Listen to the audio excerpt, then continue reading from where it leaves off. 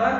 Yang keduanya meminta doa dari setiap orang yang datang yang menjaga amanah ibadah ketika akad atau resepsi pernikahan. Yang tiga aja.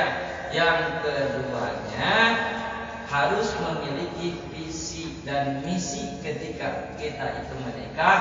Harus memiliki visi dan misi, harus sama-sama baik, menghikmah, rajin, mengagungkan kepada orang tua. Kakolot, agungkan, muliakan kalau terang, hormati kalau kurang, harus semakin bagus. Ini mah setelah menikah ke orang tua sampai sakit hati. Ada suami ini yang menjaga mah si istri, suami ada istri ini yang menjaga, sampaikan orang tua sakit hati. Jangan semata-mata kalian menyakiti atau keluar air mata orang tua ketika melihat ucapan kita, ketika melihat tingkah kita, sampai orang tua menunjukkan air mata, sakit hati kan mereka. Tahu kan kudu dipeluk orang tua teh kenapa begitu? Namun kurang dikali kena jasa maut ya Allah. Saya dulu ketika orang tua saya teh hebat. Orang mengajarkan karena acting yang terbaik orang tua. Berbohongan luar biasa. Orang tua mau makan, anak dua disuapin, bukannya nggak lapar, mie dulu. Bapak dulu makannya. Bapak mau udah tadi. Padahal pengen lihat anaknya makan. Waktu kita sakit, waktu kecil ya, orang tua kan belum bisa tidur kalau anaknya belum tidur. Masa ayeuna orang udah gede, bongkena ayah suami, bongkena ayah istri, orang tua lupa. Makanya setting kurang gambar. Kumaha seorang istri dan seorang suami nanti tidak ada istilah mertua, makanya cukup orang tua kita itu bertambah. Nambahan orang tua ya, makanya setting kurang. Jadwalkan kalau tidak 2 bulan sekali, 3 bulan sekali kita mampir ke orang tua istri, kita mampir ke orang tua istri.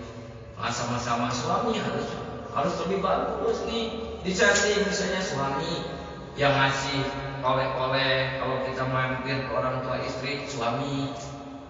Seorang istri sebaliknya kalau mampir ke orang tua si suami, istri nih yang ngasih oleh-olehnya. Kalau punya rezeki yang ngasih suaminya harus adil. Alias harus adil begini. Kenapa itu sama-sama orang tua? Kalau kesini ngasih 50.000, ke orang tua kita juga ngasihnya 50.000 sama. Jaga. Namun sebabnya cek tadi lamun kolot orang tua sakit, hatinya apalagi mengeluarkan cepanon ke orang kabudakna, dan tetap kita itu di hadapan orang tua tetap anaknya. Karena apa? Takutnya orang tua kita itu enggak meridoi. Karena apa? Kan kita rumah tangga pengen sakinah mawaddah warahmah, pengen ada ridho dari Allah Subhanahu wa taala kan gitu. Makanya Allah itu ridhonya kita sebagai anaknya ridho Allah wa ridho walidaini. Jadi ridhonya Allah itu tergantung ridho dari orang tua kalian masing-masing. Makanya lamun pengen tahu orang tua lah, saya dulu suka ngintip orang tua. Ngintip ketika tidur lah, ngintip begitu nah. Tapi lamun orang tua tidur kelihatan muka lelah.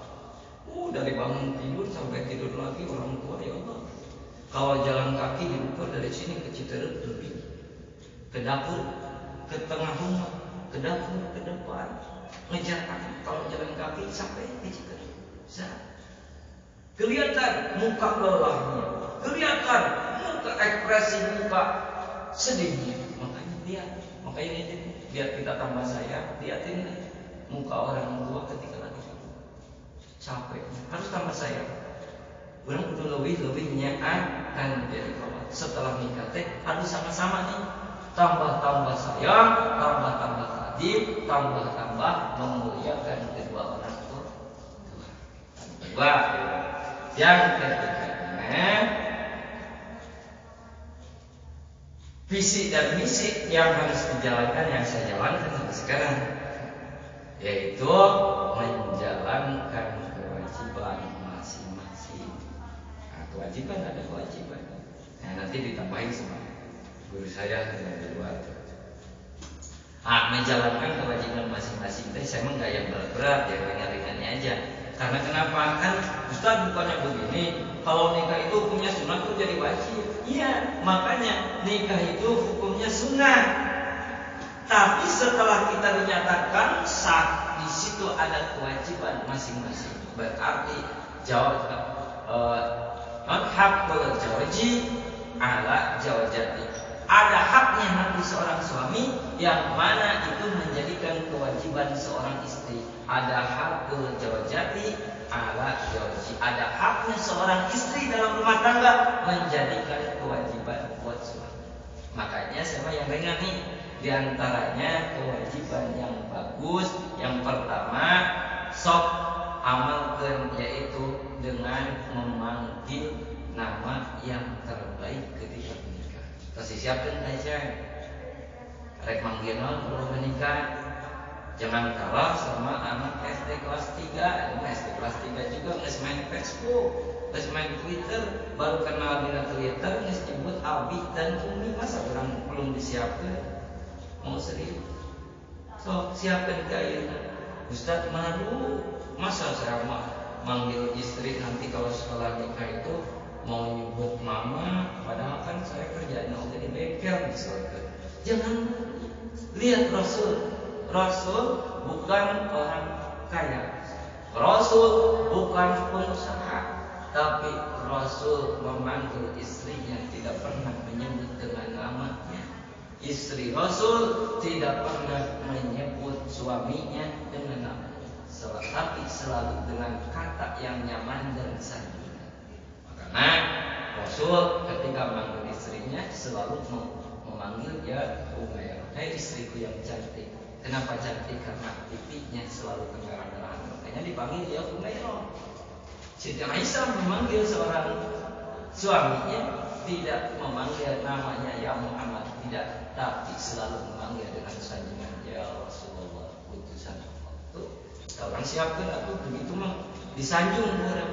Mau nyebut mama, mau nyebut papa, atau nabi abi, atau nabi umi, mau ayah, mau beb, itu salah, tapi nyaman. Jadi siapkan.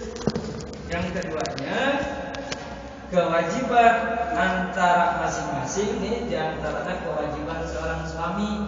Nah ini biasanya ketika ada permasalahan konflik antara suami istri, ketika ada konflik nitip kewajiban suami ini hak istri, berarti istri harus mendapatkan perlakuan dari suami menjadikan kewajiban buat suami. Di antaranya kalau ada konflik nih, berantem, tidak boleh suami menasihati, memarahi, apalagi memukul di tempat orang banyak.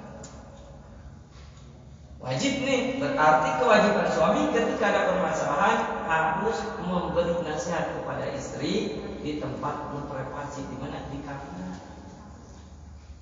Ulah dirinya contohnya, dia contohkan hari baru nikah makan stres. Yang tadinya tidak bisa masak, belum bisa masak.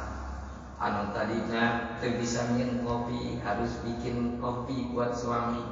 Ketika misalnya masak, contohnya, dah maklum stres, grogi, dilihatin sama suami, dan tidak mau ngasih gula, mau ngasih garam, ke sayur asam, ditambahan gula anu loba, didiahan ke kaili bisa.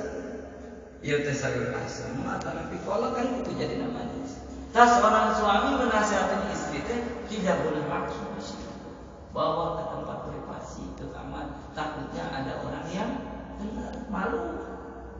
So, papa tahan kurang mama punten, misalkan mama teh keluar dari rumah, kelihatan rambutnya, kelihatan pahanya, misalkan nasihatkan kurang tidak boleh di depan orang. Bawa di kamar. Sebaliknya kalau istri, kalau dinasihatin wajib loh buat seorang istri ketika dinasihatin seorang suaminya itu harus menundukkan kepala dan tidak boleh mengeluarkan suara lebih keras dari suami.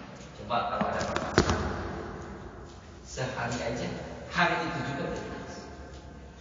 Kalau berantem itu wajib loh. Seorang suami ketika seorang istri ketika dinasihatin suaminya, wayahna jangan melihat muka seorang suami, tapi harus menundukkan mata.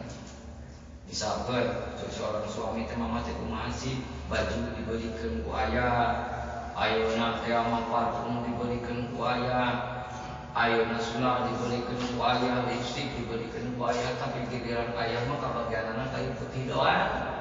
Yang untung nawan, karena perempuan ayah sekarang kan begitu.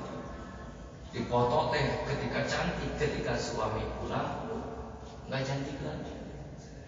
Ketika ke pasar aja, ketika ke mall, misalkan naik belanja, kan pakai baju lagi yang bagus. Ini nyamir, naik Grab yang itu supir ojek. Giliran suami pulang kerja enggak memakai pakaian bagus lagi, lipstik udah nggak merah lagi, kan kebalik. Jadi nanti misalnya kalau dinasihatin kan mama, tujuan mama dibeliin lipstik, tujuan mama dibeliin baju bagus, tujuan mama dibeliin minyak wangi itu buat menyambut ayah, misalkan. Buat menyambut suami pulang kerja. Yo mah ada supir naik mobil Grab atau nabi ojek, Gojek, pakai parfum yang untung supir nah. Giliran suami enggak wangi lagi, jangan gitu. Sudahnya, dan itu teh kewajiban nih di pagahan seorang suami teh nengukeun suami tetap menasihati dengan hal yang baik, kata yang bagus, maka di situ permasalahan akan cepat selesai. Emang itu kewajiban. Sebaliknya, kalau misalnya suami ketika ada istrinya kesalahan dimarahin oleh orang banyak, secara agama suami itu dosa dilaknat sama Allah. Karena tidak mengikuti ajaran agama. Dan yang ada kalau dimarahin di tempat orang banyak, yang ada pasti apa? Seorang istri pasti malu. Pasti mempertahankan argumennya, adu argumen, berantem, udah berantem, saking emosinya cerai mobil. Karena permasalahan itu tergantung kita yang menjalankannya. Kalau kita menganggapnya kecil, bisa dimusyawarahkan dengan bagus, ya itu jadi hal kecil. Tapi walaupun permasalahan kecil, kalau kita menjadikannya besar, pasti permasalahan itu akan menjadi lebih besar. Nah, yang ketiganya, kewajiban diantaranya harus menjadikan apa? Sama kewajiban suami kita, kewajiban suami istri itu diantaranya harus menjadi orang yang mencari hal-hal yang paling romantis. Sepele, tapi harus saling romantis. Diantaranya tadi ucapan yang tadi, ucapan mama, ayah, itu romantis. Nah, kalau saya mah misalnya saya mah tiap bulan nih mau makan di luar boleh. Ngadain acara gitu khusus buat berdua. Nah, kalau nanti tambah anak. Kalau saya mah dulu nggak begitu. Sampai dulu nikah sampai sekarang saya mah makan terus terang nggak pernah misah piring sama istri saya. Terus biar romantisnya terjaga, saya tidak bisa mengajak istri makan di luar. Pernah sekali istri diajak tuang di luar, sekali minggu depannya saya ajak lagi, bulan depannya saya ajak lagi, nggak mau. Soalnya istrinya, kata istri nggak mau, kemarin aja di pos ronda. Jadi enak kebatur, karena di luar teh di restoran di pos ronda. Nah kurang ayeuna, setiap kurang hal yang romantis itu tidak perlu mahal.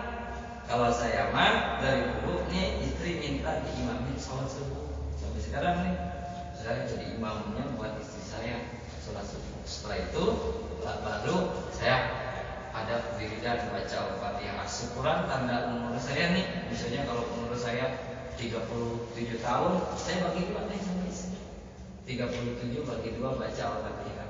Biar romantis. Jadi tiap hari gak usah mahal. Mereka kembang saking puluh duitnya kembang di makam. Jadi kembang atau karung kembang di kuburan.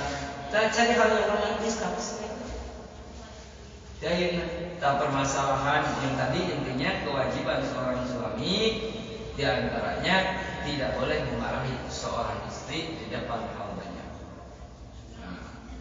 Seorang istri ketika dinasihati di tempat yang layak, istri itu tidak boleh mengatakan menatap muka suami dan harus menundukkan kepalanya ke bawah. Sok lihat, masalah nanti ada hal sepele. Masak sayur asam aja pedah banyak gula, kan mana? Gak dibikinin kopi aja berat, nanti ada hal sepele. So, ya makanya yang keempatnya kita harus memiliki tujuan masing-masing, menjadikan pasangan kita masing-masing itu partner kita buat beribadah. Makanya kan kalau nanti kita gajian, kita sedekah jangan jauh-jauh ke istri dulu. Nih mama buat mama.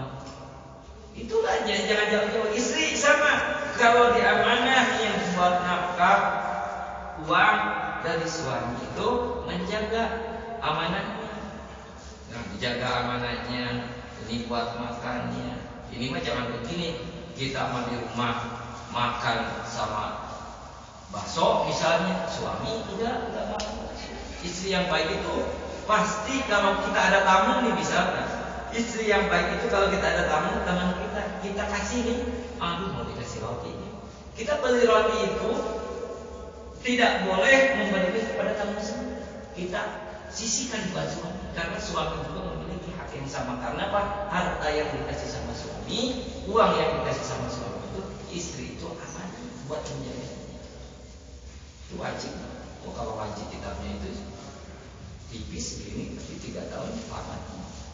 Makanya nanti insya Allah nih sama Ustaz itu kewajiban suami itu banyak lah. Kewajiban diantaranya harus haul fikihnya, kewajiban diantaranya banyak yang berat-berat. Nah mungkin dari saya sedikit aja. Itulah ya 4 yang saya jalankan dari dulu sampai sekarang ketika menikah. Yang pertama, memiliki tujuan sama-sama bahagia dengan cara yang tadi tuh, menjaga sholat ketika resepsi, meminta doa yang jelas daripada orang yang datang, meluruskan niat. Yang keduanya harus tambah-tambah sama-sama mengagungkan kedua orang tua. Yang ketiganya berusaha menjadikan menjalankan kewajiban masing-masing. Yang keempatnya menjadikan pasangan kita itu nih partner buat mencari pahala kepada Allah Subhanahu wa taala. Mungkin dari saya segitu nih, adik-adik, apa yang saya ceritakan, apa yang saya omongkan, mudah-mudahan ini manfaat buat adik-adik semua yang akan menjalankan. Semoga lancar sampai nanti akan nikah, dan semoga nih adik-adik sama Allah menjadi keluarga yang diberkahi sama Allah, yaitu menjadi keluarga sakinah, mawaddah dan rahmah, dengan ditutup wabillahi taufiq. Wassalamualaikum